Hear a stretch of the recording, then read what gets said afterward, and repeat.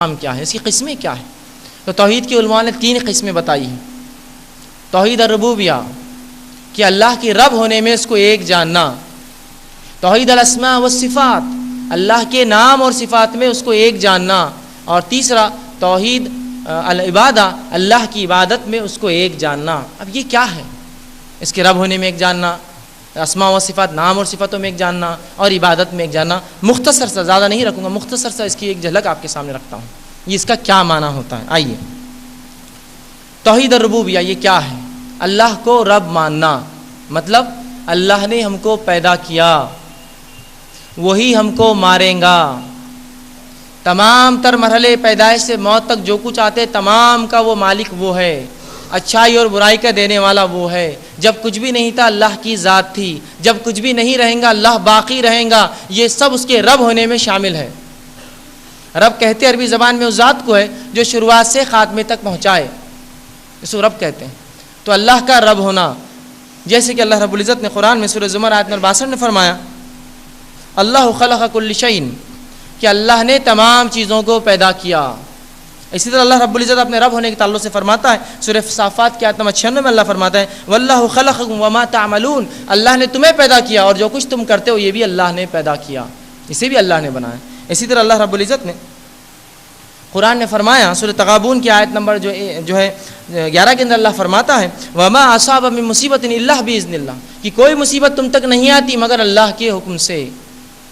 تو یہ اللہ کا رب ہونا ہے، پیدا کرنے والا، تمام اعمال کا اور تمام مصیبتوں کو دینے والا، اور آخر مارنے والا، اور پھر جلانے والا، اور پھر جنت اور جہنم دینے والا، یہ ہے رب۔ اور ایسا رب اللہ کو مشرکین مکہ بھی مانتے تھے، مشرکین مکہ بھی مانتے تھے، یاد رکھیے، وہ بھی اللہ کو رب مانتے تھے اور جو ہے اس کی اطاعت کرتے تھے۔ دوسری جو ہے توحید کی جو دوسرا جو حصہ ہے توحید کا، وہ ہے توحید الاسماء والصفات، اللہ کے نام اور اس کی صفتوں میں اس کو ایک جاننا۔ اب یہ کیا معنی ہے کہ اللہ کے نام اور اس کی صفتوں میں اللہ کو ایک جاننا؟ آئیے اس کو دیکھیں۔ سب سے پہلی چیز تو یہ کہ اللہ کے نام اور صفات ہے، جیسے اللہ کے کتنے نام ہیں؟ 99 نام ہیں اللہ کے، یا بہرحال اس سے زیادہ بھی علماء گنتے ہیں۔ تو اللہ کے 99 سے زیادہ نام اور صفات ہیں، ان پر ایمان لائے۔ اب آپ کہیں گے اللہ کے نام اور صفات پر ایمان یہ کیا ہوتا ہے؟ بہت سی بار یہ معلوم نہیں ہوتا ہے۔ تو یاد رکھیے، اللہ رب العزت نے قرآن میں اپنے ناموں کے تعلق سے فرمایا، سورہ اعراف اس کی آیت نمبر جو 180 میں اللہ فرماتا ہے، وَلِلَّهِ الْأَسْمَاءُ الْحُسْنَى فَادْعُوهُ بِهَا، اللہ کے لیے بہترین نام اور صفات ہیں، ان نام و صفات سے اس کو پکارو، فَادْعُوهُ بِهَا، ان نام و صفات سے اس کو پکارو۔ تو اللہ کے نام اور صفات کیوں ہیں؟ تاکہ وہ نام اور صفات سے ہم اللہ کو پکاریں، اس سے دعائیں کریں، التجائیں کریں، ہے نا۔ جس طرح سے اگر کسی کو مدد چاہیے تو اللہ کی ایک صفت لے، اگر وہ وسعت چاہتا ہے اللہ کی صفت یا واسع سے پکارے، اور جو اللہ رب العزت سے رحم چاہتا ہے یا رحمان اور رحیم کی صفت سے پکارے، اللہ رب العزت سے مغفرت چاہتا ہے یا غفور کی صفت سے، توبہ کرنا چاہتا ہے یا تواب کی صفت سے، زندگی چاہتا ہے الحی کی صفت سے پکارے، اور اپنے آپ کو یا رزق کشادگی چاہتا ہے یا رزاق کی صفت سے پکارے اس کو۔ یہی اس لیے تو فدعوہ بہا، پکارو اس کے نام اور صفات سے اس کو، یہ اسی کے لیے دیے گئے۔ تو اللہ کے نام اور صفات ہیں، ان نام و صفات سے اس کو پکارنا چاہیے ہمیں، ٹھیک ہے۔ اسی طرح جو ہے اللہ کے نام و صفات کے تعلق سے چند باتیں جان لیں کہ اللہ کو ہم نئے نام نہ دیں، اللہ کو انہی ناموں سے پکارے جن ناموں سے اللہ نے خود کو کتاب میں اور رسول اللہ صلی اللہ علیہ وسلم نے پکارا ہو۔ اپنے من مانے ناموں سے اللہ کو نہ پکارے، یاد رکھیں۔ تو اللہ کو انہی ناموں سے پکارے جو اللہ کی کتاب یا اس کے رسول نے بتائے، اور اپنے من مانے نام نہ دے۔ دوسرا، اللہ کی صفات جو ہے وہ مخلوق کو نہ دے، اور مخلوق کی صفات اللہ کو نہ دے۔ اب آپ کہیں گے اللہ کی نام و صفات مخلوق کو نہ دے، تو بہت سے لوگوں کے نام تو ہم میں جو ہے ہوتے ہیں اللہ کے ناموں پر، تو اگر مخلوق کو نام دیے جاتے ہیں اس کے آگے عبد اگر آدمی ہے تو، مرد ہے تو، اور امت اگر عورت ہے تو، عبداللہ امت اللہ، عبد الرحمن امت الرحمن، اس طرح سے کریں۔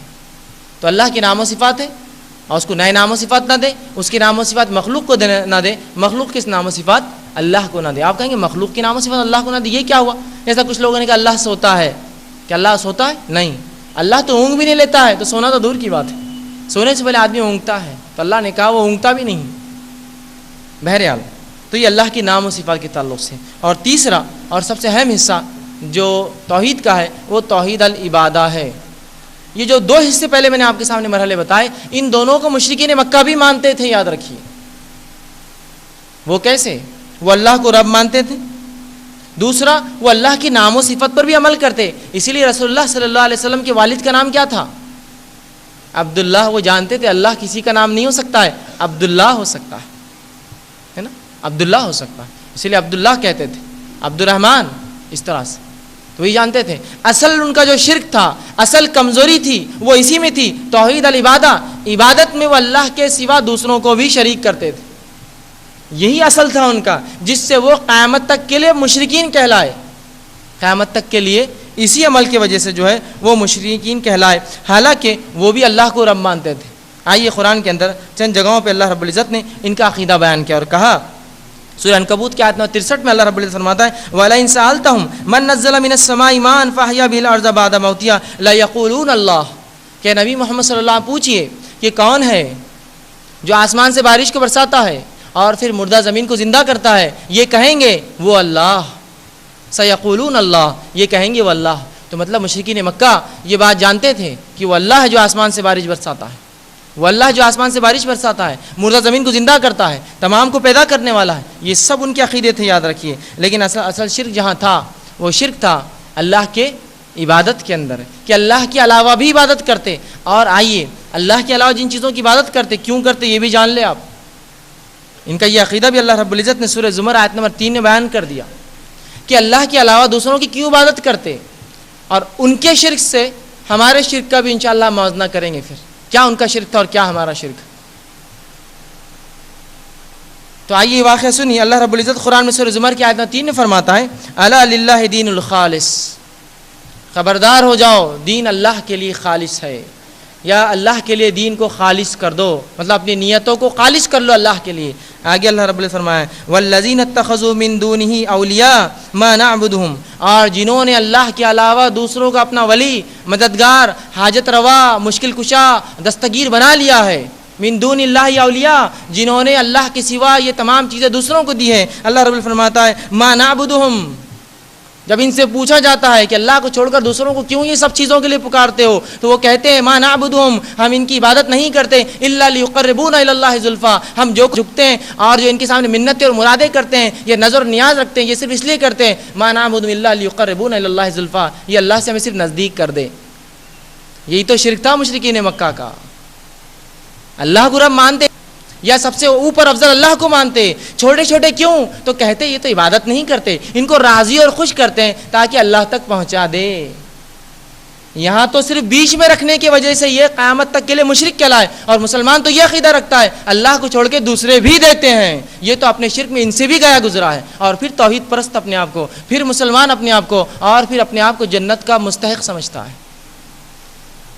اگر گناہ ایک تو سزا ایک اس شریعت کے اندر، ایک گناہ کے لیے دو سزائیں نہیں ہو سکتی۔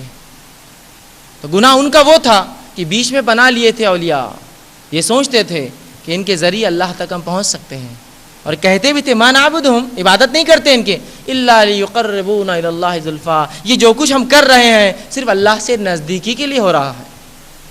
آج کا مسلمان بھی کیا کرتا ہے اپنے شرک میں، اپنے عقیدے میں، یہی تو عقیدہ ہے، ہم ان کو نہیں کچھ پوچھتے، ان کے ذریعے اللہ تک پہنچتے ہیں، یہی تو شرک تھا مشرکین کا۔ پھر وہ مشرک کہلائے اس عمل پر اور ہم مومن کہلائے وہی عمل کر کے، کیسے ہو سکتا ہے ایک کام پر دو لیبل، کیسے ایک ہی دیا جائے گا؟ غلط تو غلط اور صحیح تو صحیح۔ کیا اسلام میں آنے کے بعد یہ سب چیزیں جائز ہوگی ہمارے لیے؟ نہیں، جائز نہیں ہوتی، یاد رکھیے جائز نہیں ہوتی۔ تو یہاں جو ہے ان کا شرک اسی قسم کا تھا کہ عبادت میں شرک کرتے، اور یہی شرک کی وجہ سے یہ مشرک کہلائے۔ اور یہ اللہ کے علاوہ جو دوسروں کو پوچھتے وہ صرف اس لیے کہ وہ اللہ سے انہیں کیا کر دیں، نزدیکی دلا دیں، نزدیکی دلا دیں۔ آج مسلمان سے بھی کہا جاتا ہے کہ اولاد ہے تو کس اللہ سے مانگو، تو کہتے ہیں اللہ سے ہی مانگتے ہیں، لیکن کسی کے ذریعے سے، کسی تو اللہ سیدھے نہیں سنتا۔ سبحان اللہ، اگر رب سیدھے نہیں سنتا تو پھر کون سیدھے سنتا ہے؟ جس رب کے تعلق سے تم خود کہتے ہو کہ میرے دل کے خیالات وہ جانتا ہے، برے خیال پر اس سے توبہ کرتے ہو، تو وہ رب جب دل کے خیالات جانتا ہے تو کیا تیری دعائیں سیدھے نہیں سنتا؟ جو خیالات کو جانتا ہے تیرے، کیا چاہیے تجھے اس کو معلوم ہے تجھ سے پہلے؟